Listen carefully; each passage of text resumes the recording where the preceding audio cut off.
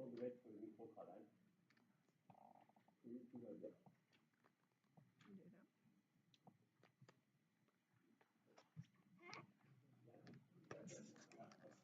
Je vous laisse avec ça.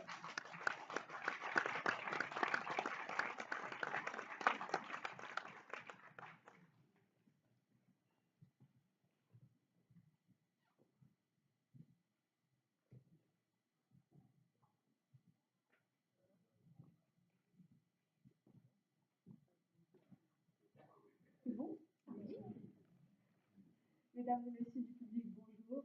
Mesdames et messieurs du public, bonjour. C'est avec un très grand plaisir que je me retrouve à votre présence pour participer à cette 30e édition du concours d'éloquence organisé par les Lions Club. Je m'appelle Jacques Beck-Allegri, je suis en terminale littéraire au lycée Anna-Judith de Semur-en-Auxois, en Côte d'Or, et je représente le club du Val-de-Saône. La science a fait de nous des dieux avant même que nous méritions d'être des hommes. Difficile à croire que cette citation du célèbre Jean Rostand date du milieu du XXe siècle, tant qu'elle s'accorde si bien à notre vie quotidienne. Qui, aujourd'hui, serait en mesure d'affirmer que la science n'a jamais interféré dans sa vie? Pourtant, le sujet de la réflexion de Jean Rostand n'a de cesse d'être soumis à de nombreuses controverses, opposant d'une part le progrès et de l'autre une sorte de morale digne d'un théoricien de la décroissance. Dans notre monde, les thèmes de la science et de la religion se livrent une bataille acharnée dans la quête de la vérité absolue, et cela depuis le XVIIe siècle. Souvenons-nous de ce cher Galilée, condamné par l'Inquisition pour avoir osé affirmer que la Terre tournait autour du Soleil et non l'inverse, et par conséquent, défier le pouvoir de l'Église.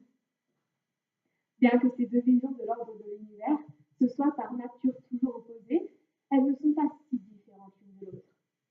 La science, tout comme la religion, a permis à l'homme de trouver des réponses et des solutions.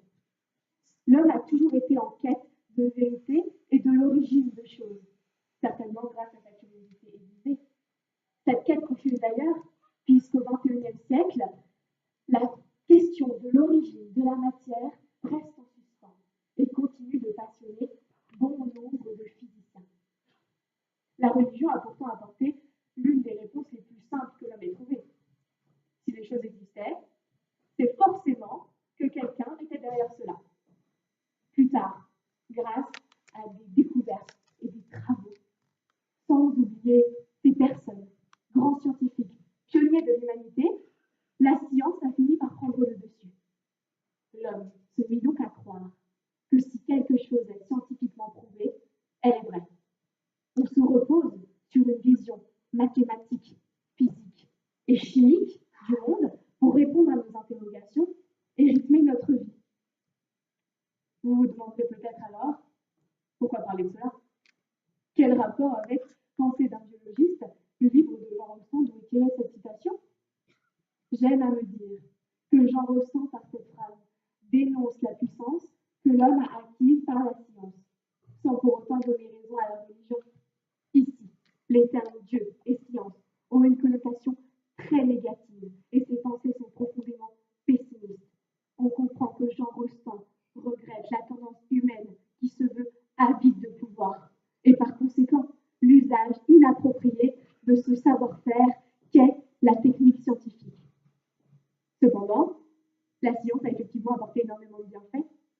À l'heure actuelle, nous sommes en capacité de soigner de nombreuses maladies grâce à des découvertes et des travaux d'envergure planétaire. On a de cesse de simplifier la vie de l'homme grâce, que ce soit par les énergies, les transports, le travail ou encore l'accès à la connaissance. Je tiens aussi personnellement à rajouter que la science a permis des avancées d'ordre social dans un monde où la femme était méprisée. Celles-ci ont eu accès à l'éducation, à la liberté sociale et même à celle de disposer de leur corps, en partie grâce à cette révolution scientifique. Malheureusement, l'équilibre du monde doit se rétablir. Et la science, au même titre que n'importe quel domaine qui a apporté son lot de bonheur, entraîne aussi son lot de malheur. 4 900 000. C'est l'estimation de l'OMS du nombre de décès par an dus à l'exposition aux produits chimiques dans l'environnement. Et je ne m'étendrai pas sur le sujet des armes nucléaires, des cancers, de la pollution, des OGM, particules fines et autres poisons créés par la science. Sans parler de la destruction progressive de notre planète et de notre environnement, toute cette misère créée par et pour la science. Un humoriste français, reconnaissable à son sens de l'humour noir et son anticonformisme, autrement appelé Pierre Desproges, disait « Dieu est peut-être éternel, mais pas autant que la connerie humaine. » Car malgré tout, devons-nous attribuer ces désastres à la science ou à ceux qui l'utilisent? Devenu une arme à un nourrisson, il restera tout autant inoffensif. En effet, l'homme s'est mis à se croire au-dessus de l'ordre naturel des choses lorsque celui-ci a commencé à maîtriser la science. Une sorte de pied de nez au monde. La perspective de la science moderne était de maîtriser son environnement. Et maîtriser ne signifie pas détruire. La science a donné un pouvoir surpuissant à des êtres qui n'étaient pas assez sages pour le maîtriser. J'irais même jusqu'à parler d'attitudes prométhéennes, dans ce sens où la science et son usage ont déséquilibré les forces de la nature. Il y a quelques mois maintenant, avec notre professeur d'éducation morale et civique, nous avons abordé le thème du suicide assisté. Et au vu des réactions divisées que ce sujet a provoquées, je pense que c'est l'exemple parfait pour s'accorder à la pensée de Jean Rostand. En effet, lorsque l'on pense à Dieu, on pense instinctivement au droit de vie et de mort. Seulement, avec le progrès scientifique, l'homme a acquis ce pouvoir, qui lui était auparavant inaccessible. Mais qui sommes-nous pour décider du droit de vie et de mort, que ce soit sur d'autres êtres humains ou sur n'importe quel être vivant? Jean Rostand a vécu l'horreur des 2 guerres mondiales ayant rythmé le XXe siècle. Et je pense ne pas me tromper en affirmant que nous avons tous, ici, en tête, des massacres et des catastrophes provoquées par la science durant ces périodes de terreur. La science inculque un pouvoir de destruction à n'importe qui capable de le maîtriser. Au même titre qu'un Dieu, la science amène l'homme sur la voie de l'immortalité et de la toute-puissance. L'archétype du savant fou prend alors tout son sens. Une découverte en entraînant une autre. Existe-t-il quelque chose capable d'arrêter la folie divine du scientifique plongé dans ses recherches? Est-il trop tard pour différencier l'homme d'un Dieu instable, à l'image des récits mythologiques, laissant son pouvoir vagabonder au gré de ses désirs?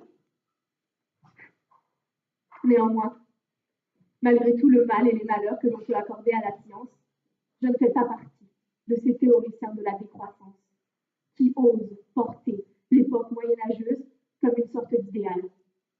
J'en ai assez de ces extrêmes adulés qui prônent un monde manichéen, qui serait soit un retour à une époque de souffrance et de désolation pour l'homme, soit un monde totalement déshumanisé par une utilisation sans retenue ni réflexion de la science. Seulement, être un homme, c'est savoir faire preuve d'humilité et d'humanité. C'est savoir vivre dans la nuance. C'est utiliser sa raison et son intelligence à bon escient. C'est savoir faire la part des choses entre ses désirs et l'intérêt commun. Mais être un homme, c'est surtout reconnaître son pouvoir et s'en servir pour rendre le monde meilleur plutôt que pour le détruire. Je conclurai simplement par une citation d'Henri de Régnier, un poète et écrivain français de la fin du XIXe siècle. Le seul vrai Dieu est celui auquel nous croyons. Mesdames et messieurs,